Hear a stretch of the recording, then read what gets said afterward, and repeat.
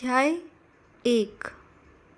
होरी राम ने दोनों बैलों को सानी पानी देकर अपनी स्त्री धनिया से कहा, गोबर को ऊख गोड़ने भेज देना, मैं न जाने कब लौटूं, ज़रा मेरी लाठी दे दे। धनिया के दोनों हाथ गोबर से भरे थे। उपले पात कर आई थी। बोली, अरे कुछ रस पानी तो कर लो, ऐसी जल्दी क्या है।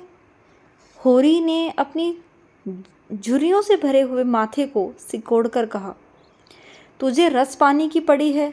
मुझे ये चिंता है कि अबेर हो गई तो मालिक से भेंट न होगी। स्नान पूजा करने लगेंगे तो घंटों बैठे बीत जाएंगे। इसी से तो कहती हूँ, कुछ जलपान कर लो, और आज ना जाओगे तो कौन हरज होगा। अभी तो परसों गए थे। तू जो बात नहीं समझती उसमें टांग क्यों अड़ाती है भाई। मेरी लाठी दे दे और अपना काम देख। ये इसी मिलते जुलते रहने का प्रसाद है कि अब तक जान बची हुई है। नहीं कहीं पता न लगता कि किधर गए। गांव में इतने आदमी तो हैं, किस पर बेदखली नहीं आई, किस पर कुड़की नहीं आई। जब दूसरे के पांव तले अपनी गर्दन दबी हुई है तो उन पांव को सहलाने में ही कुशल है। धनिया इतनी व्यवहार कुशल ना थी। उसका विचार था कि हमने जमींदार के खेत जोते हैं तो वह अपना लगान ही तो लेगा। उसकी खुशामद क्यों करें और उसके तलवे क्यों सहलाए। यद्यपि अपने विवाहित जीवन के इस 20 वर्षों में उसे अच्छे तरह अनुभव हो गया था कि चाहे कितनी ही कतर बयोत करो, कितना ही पेट तन काटो, चाहे एक एक कोड़ी को दांत से पकड़ो, मगर लगान बेबाक होना मुश्किल है। फिर भी वह हार न मानती थी और इस विषय पर स्त्री पुरुष में आए दिन संग्राम छिड़ा रहता था। उसकी 6 संतानों में अब केवल 3 जिंदा है। एक लड़का गोबर कोई 16 साल का है और 2 लड़कियां सोना और रूपा 12 और 8 साल की। 3 लड़के बचपन में ही मर गए।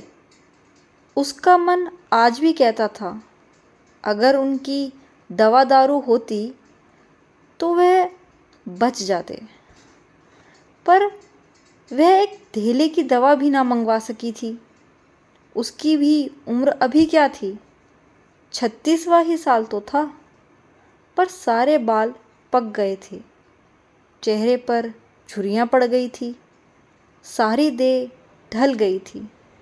वह सुंदर गेहुआ रंग सांवला गया था और आंखों से भी कम सूझने लगा था। पेट की चिंता ही के कारण तो कभी तो जीवन का सुख न मिला।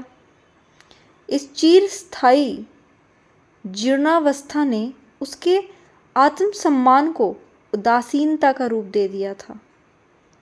जिस गृहस्थी में पेट की रोटियां भी न मिले, उसके लिए इतनी खुशामद क्यों। इस परिस्थिति से उसका मन बराबर विद्रोह किया करता था और 2-4 घुड़कियां खा लेने पर ही उसे यथार्थ का ज्ञान होता था। उसने परास्त होकर होरी की लाठी, मिर्जई, जूते, पगड़ी और तंबाकू का बटुआ लाकर सामने पटक दिए। होरी ने उसकी ओर आंखें तरेर कर कहा, क्या ससुराल जाना है जो 5 पोशाक लाई है। ससुराल में भी तो कोई जवान साली सलहज नहीं बैठी है, इसे जाकर दिखाऊं। होरी के गहरे सांवले पिचके हुए चेहरे पर मुस्कुराहट की मृदुता झलक पड़ी। धनिया ने लज्जाते हुए कहा, ऐसे ही तो बड़े सजीले जवान हो कि साली सलहजे देखकर रीझ जाएंगी। होरी ने फटी हुई मिर्जई को बड़ी सावधानी से तह करके खाट पर रखते हुए कहा, तो क्या तू समझती है मैं बूढ़ा हो गया? अभी तो 40 भी नहीं हुए। मर्द 60 पर पाठे होते हैं। जाकर शीशे से में मुंह देखो। तुम जैसे मर्द 60 पर पाठे नहीं होते। दूध घी अंजन लगाने तक को तो मिलता नहीं, पाठे होंगे। तुम्हारी दशा देख देख कर तो मैं और भी सूखी जाती हूँ कि भगवान ये बुढ़ापा कैसे कटेगा, किसके द्वार पर भीख मांगेंगे। होरी की वह क्षणिक मृदुता यथार्थ की इस आंच में जैसे चुलस गई। लकड़ी संभालता हुआ बोला, 60 तक पहुंचने की नौबत ना आने पाए धनिया, इसके पहले ही चल देंगे। धनिया ने तिरस्कार किया, अच्छा रहने दो, मत अशुभ मुंह से निकालो। तुमसे कोई अच्छी बात भी कहे तो लगते हो कोसने। होरी कंधे पर लाठी रखकर घर से निकला तो धनिया द्वार पर खड़ी उसे देखती रही। उसके इन निराशा भरे शब्दों ने धनिया के चोट खाए हुए हृदय में आतंक में कंपन सा डाल दिया था। वह जैसे अपने नारीत्व के संपूर्ण तप और व्रत से अपने पति को अभयदान दे रही थी। उसके अंतःकरण से जैसे आशीर्वादों का व्यूह सा निकलकर होरी को अपने अंदर छिपा लेता था। विपन्नता के इस अथाह सागर में सोहाग ही वह तृण था जिसे पकड़े हुए वह सागर को पार कर रही थी। इन असंगत शब्दों ने यथार्थ के निकट होने पर भी मानो झटका देकर उसके हाथ से वे तिनके का सहारा छीन लेना चाहा, बल्कि यथार्थ के निकट होने के कारण ही उनमें इतनी वेदना शक्ति आ गई थी। काना कहने से काने को जो दुख होता है वह क्या 2 आंख वाले आदमी को हो सकता है। होरी एकदम कदम बढ़ाए चला जाता था। पगडंडी के दोनों ओर रुख के पौधों की लहराती हुई हरियाली देखकर उसके मन में कहा, भगवान कहीं गौ से बरखा कर दे और डांडी भी सुभीति से रहे तो एक गाय ज़रूर लेगा।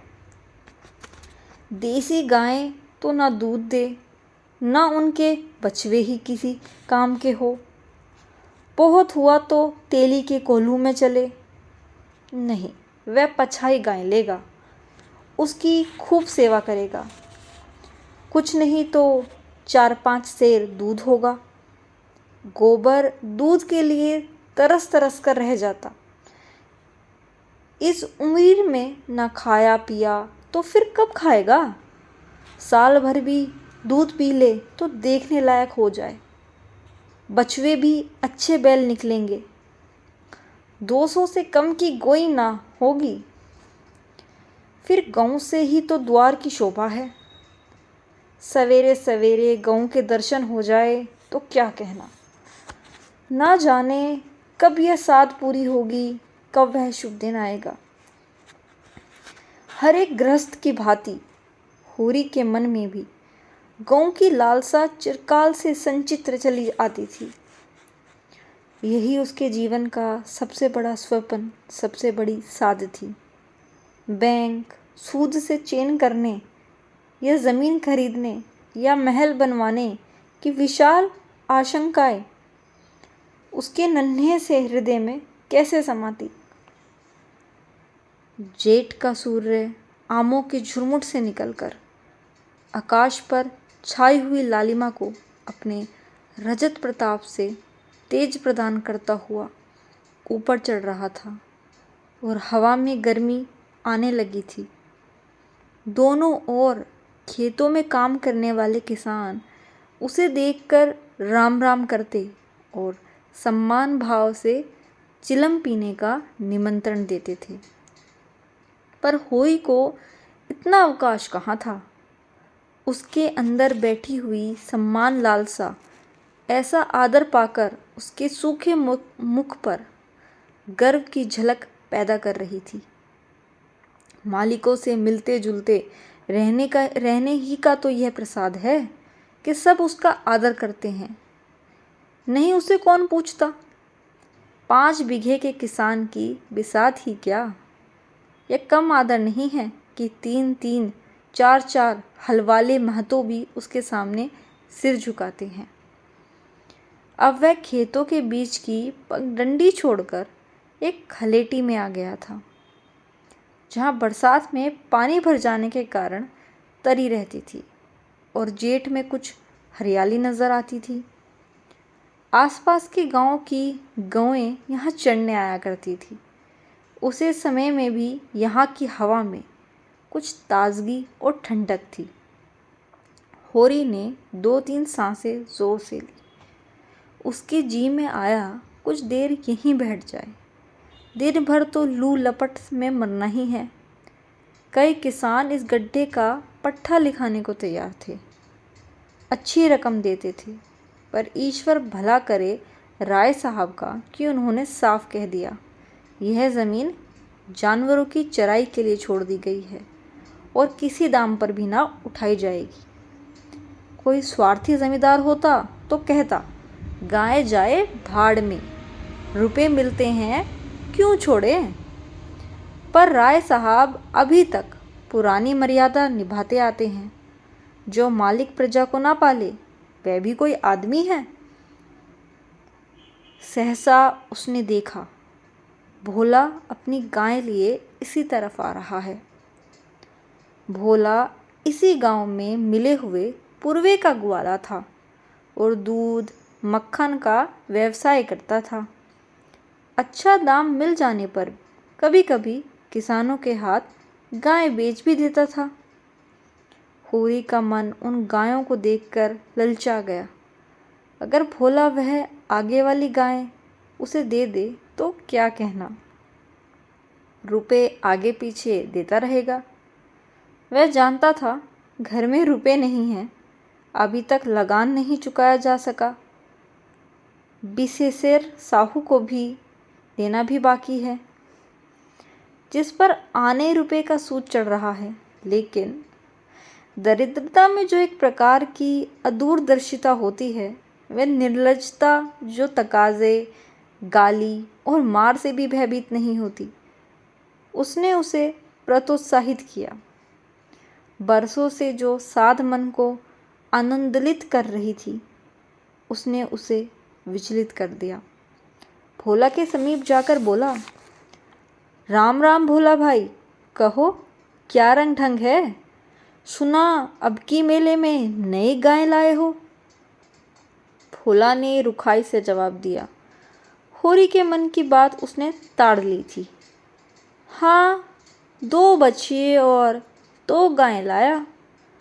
पहले वाली गाय अब सूख गई थी, बंधी पर दूध ना पहुँचे तो गुजर कैसे हो। होरी ने आगे वाले गाय के पुट्ठे पर हाथ रखकर कहा, दूधार तो मालूम होती है, कितने में ली। भोला ने शान जमाई। अब की बाजार तेज रहा महतो, इसके 80 रुपये देने पड़े। आंखें निकल गई। 30-30 रुपये तो दोनों कलोरों के दिए। 30 पर गाहक रुपये के 8 सेर दूध मांगता है। बड़ा भारी कलेजा है तुम लोगों का भाई। लेकिन फिर लाए भी तो वह माल कि यहाँ 10-5 गांव में तो किसी के पास निकलेगा नहीं। भोला पर नशा चढ़ने लगा। बोला, राय साहब इसके 100 रुपये देते थे, दोनों कलोरों के 50-50 रुपये, लेकिन हमने ना दिए। भगवान ने चाहा तो 100 रुपये इसी बयान में पीट लूँगा। इसमें क्या संदेह है भाई, मालिक क्या खा के लेंगे। नजराने में मिल जाए तो भले ले लें। यह तुम्ही लोगों का गुर्दा है कि अंजुली भर रुपये तकदीर के भरोसे गिन देते हो। यही जी चाहता है कि इसके दर्शन करता रहूं। धन्य है तुम्हारा जीवन कि गौओं की इतनी सेवा करते हो। तुम्हें तो गाय का गोबर भी मैसर नहीं।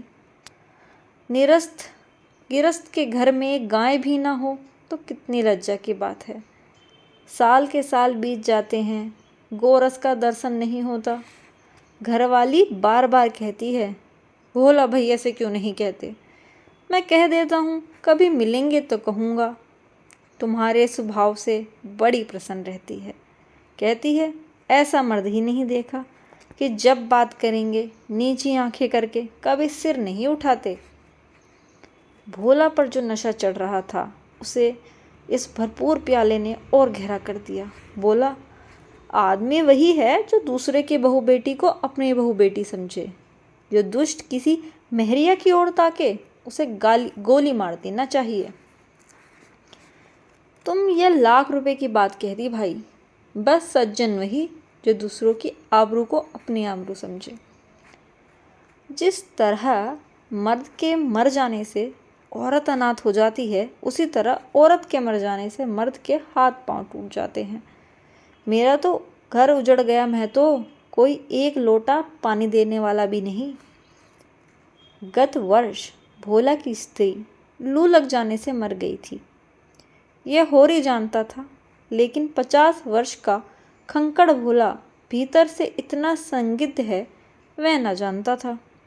स्त्री की लालसा उसकी आंखों में सजल हो गई थी। होरी को आसन मिल गया। उसकी व्यवहारिक कृषक बुद्धि सजग हो गई। पुरानी मसल झूठी होती थोड़ी है। बिन घरनी घर भूत का डेरा, कहीं सगाई क्यों नहीं ठीक कर लेते। ताक में तो हूँ मैं तो, पर कोई जल्दी फंसता नहीं। 150 खर्च करने को भी तैयार हूँ, जैसी भगवान की इच्छा। अब मैं भी फिक्र में रहूँगा। भगवान चाहेंगे तो जल्दी घर बस जाएगा। बस यही समझ लो कि उबर जाऊँगा भैया। घर में खाने का भगवान का दिया बहुत है। 4 पसेरी रोज दूध हो जाता है, लेकिन किस काम का। मेरे ससुराल में एक महरिया है। 3-4 साल हुए उसका आदमी से छोड़कर कलकत्ते चला गया। बेचारी पिसाई करके गुजारा कर रही है। बाल बच्चा भी कोई नहीं। देखने सुनने में अच्छी है, बस लक्ष्मी समझ लो। भोला का सिकड़ा हुआ चेहरा जैसे चिकना गया। आशा में कितनी सुधा है। बोला, अब तो तुम्हारा ही आसरा है। मैं तो छुट्टी हो तो चलो एक दिन देख आए। मैं ठीक ठाक करके तब तुमसे कहूँगा। बहुत उतावली करने से भी काम बिगड़ जाता है। जब तुम्हारी इच्छा हो तब चलो, उतावली काहे की। इस कबरी पर मन ललचाया हो तो ले लो। यह गाय मेरे मान की नहीं है दादा। मैं तुम्हें नुकसान नहीं पहुंचाना चाहता। अपना धर्म ये नहीं कि मित्रों का गला दबाएं। जैसे इतने दिन बीते हैं वैसे और भी बीत जाएंगे। तुम तो ऐसी बात करते हो होरी, जैसे हम तुम दो हैं। तुम गाय ले जाओ, दाम जो चाहे देना। जैसे मेरे घर रही ऐसे तुम्हारे घर रही। 80 रुपये में ली थी, तुम 80 रुपये ही दे देना। जाओ। देखिए, मेरे पास नकद नहीं है दादा, समझ लो। तो तुमसे नकद मांगता कौन है भाई। होरी की छाती गज भर की हो गई। 80 रुपये में गाय महंगी ना थी। ऐसा अच्छा डील डोल, दोनों जून में 6-7 सेर दूध, सीधी ऐसी कि बच्चा भी दूल्हे। इसका तो एक एक बाछा 100-100 का होगा। द्वार पर बंधेगी तो द्वार की शोभा बढ़ जाएगी। उसे अभी कोई 400 रुपये देने थे, लेकिन उधार को वह एक तरह से मुफ्त समझता था। कहीं भोला की सगाई ठीक हो गई तो 1-2 साल तो वह बोलेगा भी नहीं। सगाई ना भी हुई तो होरी का क्या बिगड़ता है। यही तो होगा, भोला बार बार तकादा करने आएगा, बिगड़ेगा, गालियाँ देगा। लेकिन होरी को इसकी ज़्यादा शर्म न थी। इस व्यवहार का वह आदी था। कृषक के जीवन का तो यह प्रसाद है। भोला के साथ वह छल कर रहा था और यह व्यापार उसकी मर्यादा के अनुकूल था। अब भी लेन देन में उसके लिए लिखा पढ़ी होने और ना होने में कोई अंतर न था। सूखे बूढ़े की विपदाएं उसके मन को भीरू बनाए रहती थी। ईश्वर का रौद्र रूप सदैव उसके सामने रहता था, पर यह छल उसकी नीति में छल ना था, यह केवल स्वार्थ सिद्धि थी, और यह कोई बुरी बात ना थी। इस तरह का छल तो वह दिन रात करता रहता था। घर में 2-4 रुपए पड़े रहने पर भी महाजन के सामने कसमें खा जाता था कि 1 पाई भी नहीं है। सन को कुछ गीला कर देना और रुई में कुछ पिनोले भर देना उसकी नीति में जायज़ था। और यहाँ तो केवल स्वार्थ न था, थोड़ा सा मनोरंजन भी था। बुड्ढों का बुड्ढभस हास्यास्पद वस्तु है, और ऐसे बुड्ढों से अगर कुछ ऐंठ भी लिया जाए तो कोई दोष पाप नहीं। भोला ने गाय की पघिया होरी के हाथों में देते हुए कहा, ले जाओ महतो, तुम भी याद करोगे। ब्याते ही 6 से दूध ले लेना। चलो मैं तुम्हारे घर तक पहुंचा दूं। शायद तुम्हें अनजान समझकर रास्ते में कुछ दीख करे। अब तुमसे सच कहता हूँ, मालिक 90 रुपए देते थे, पर उनके यहाँ गौओं की क्या कदर। मुझसे लेकर किसी हाकिम हुकाम को दे देते। हाकिमों को गौ की सेवा से मतलब, वह तो खून चूसना भर जानते हैं। जब तक दूध देती रखते, फिर किसी के हाथ बेच देते। किसके पल्ले पड़ती कौन जाने। रुपया ही सब कुछ नहीं है भैया, कुछ अपना धर्म भी तो है। तुम्हारे घर आराम से रहेगी तो यह ना होगा कि तुम आप खाकर सो रहो और गौ भूखी खड़ी रहे। उसकी सेवा करोगे, चुमकारोगे, गौ हमें आशीर्वाद देगी। तुमसे क्या कहूँ भैया, घर में चुंगुल भर भूसा नहीं रहा, सब रुपए बाजार में निकल गए।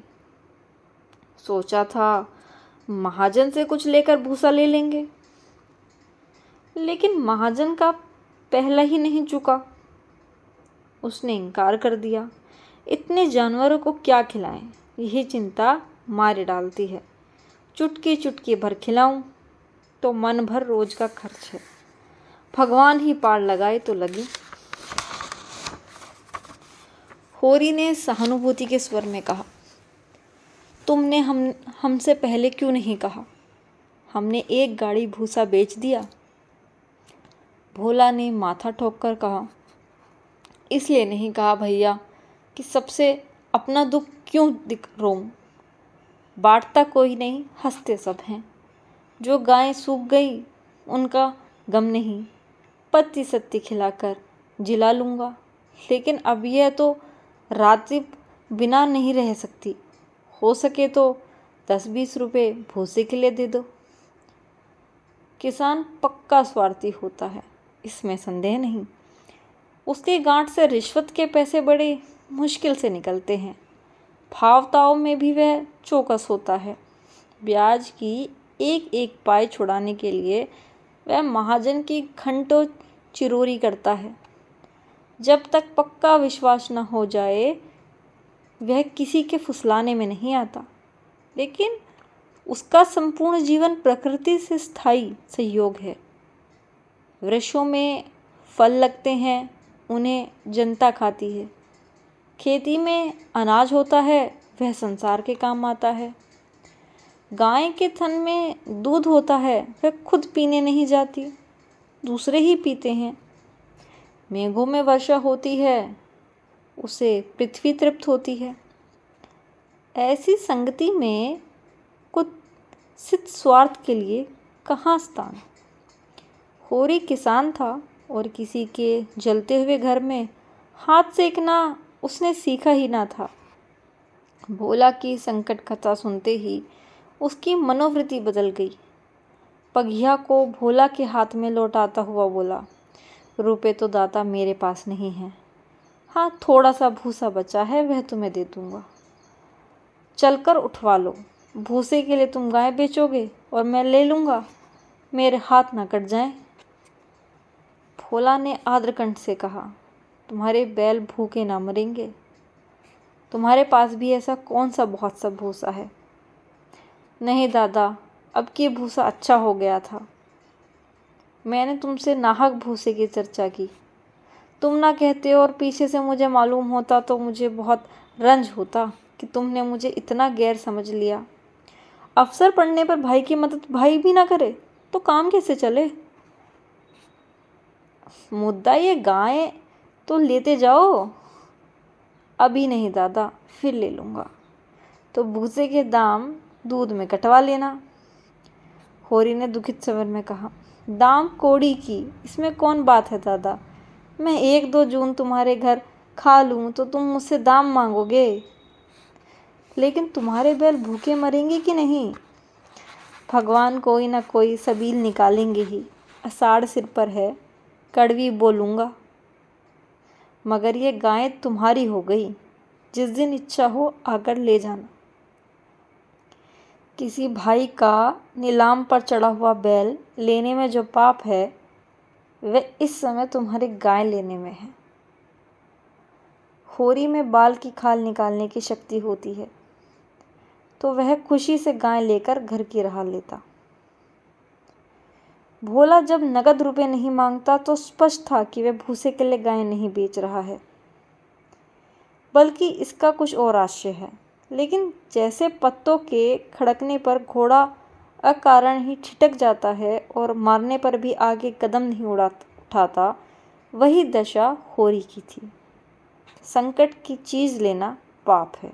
यह बात जन्म जन्मांतरों से उसकी आत्मा का अंश बन गई थी। भोला ने गदगद कंठ से कहा, तो किसी को भेज दूं भूसे के लिए। होरी ने जवाब दिया, अभी मैं राय साहब की ड्योढ़ी पर जा रहा हूँ, वहाँ से घड़ी भर में लौटूंगा, तभी किसी को भेजना। भोला की आंखों में आंसू भर आए। बोला, तुमने आज मुझे उबार लिया होरी भाई। मुझे अब मालूम हुआ कि मैं संसार में अकेला नहीं हूँ, मेरा भी कोई हितु है। एक क्षण के बाद उसने फिर कहा, उस बात को भूल न जाना। होरी आगे बढ़ा तो उसका चित्त प्रसन्न था। मन में एक विचित्र स्फूर्ति हो रही थी। क्या हुआ, 10-5 मन भूसा चला गया। बेचारे को संकट में पड़कर अपनी गाय तो ना बेचनी पड़ेगी। जब मेरे पास चारा हो जाएगा तब गाय खोल लाऊंगा। भगवान करे मुझे कोई मेहरिया मिल जाए, फिर तो कोई बात ही नहीं। उसने पीछे फिरकर देखा। कबरी गायें पूंछ से मक्खियाँ उड़ाती, सिर हिलाती, मस्तानी मंद गति में से झूमती चली जाती थी, जैसे बांदियों के बीच में कोई रानी हो। कैसा शुभ होगा वह दिन जब यह कामधेनु उसके द्वार पर बंधेगी।